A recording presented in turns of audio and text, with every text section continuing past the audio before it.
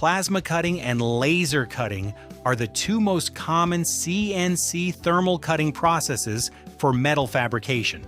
Both can cut steel, stainless steel, aluminum, and many other metals, but they are not interchangeable. The right choice depends on your real production conditions, material type, thickness, tolerance, edge quality, budget, and volume. So how do you choose? Let's break it down. Plasma cutting uses a plasma arc to melt metal, with high-velocity gas blowing the molten material away. It works best on conductive materials, mild steel, stainless steel, aluminum, brass, and copper. It's the go-to choice for medium to thick plates, structural steel, heavy machinery frames, ship plates, agricultural equipment, and general fabrication. The advantages?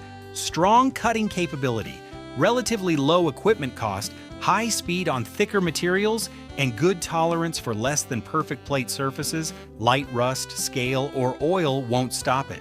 Laser cutting uses a concentrated beam of light to melt, vaporize, or burn through material.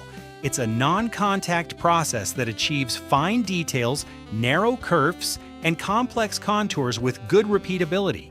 It's commonly used for sheet metal enclosures, electrical cabinets, precision brackets, automotive panels, and medical device components, anywhere clean edges and dimensional consistency matter.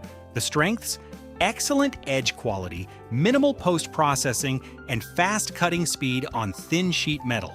If a laser cut edge can go directly to bending, welding, or assembly, the higher machine cost is often justified. Here's how to decide. Choose laser cutting when you need fine accuracy, narrow kerf, smooth edge finish, and reduced secondary processing. Best for thin sheet metal and high-value components. Choose plasma cutting when you're cutting medium to thick plates and the required tolerance is suitable for fabrication rather than precision assembly. Best for structural steel, heavy parts, and cost-sensitive production. Thickness is often the first decision point. Laser dominates on thin sheet. Plasma becomes more attractive as plate thickness increases, but the crossover point depends on power, system class, material grade, and downstream requirements. The key question isn't which process sounds more advanced, it's which process gives the lowest acceptable finished part cost for this material, thickness, and tolerance. For some manufacturers, the best answer isn't plasma or laser. It's both. Laser for thin precision components, plasma for thick base plates and frames.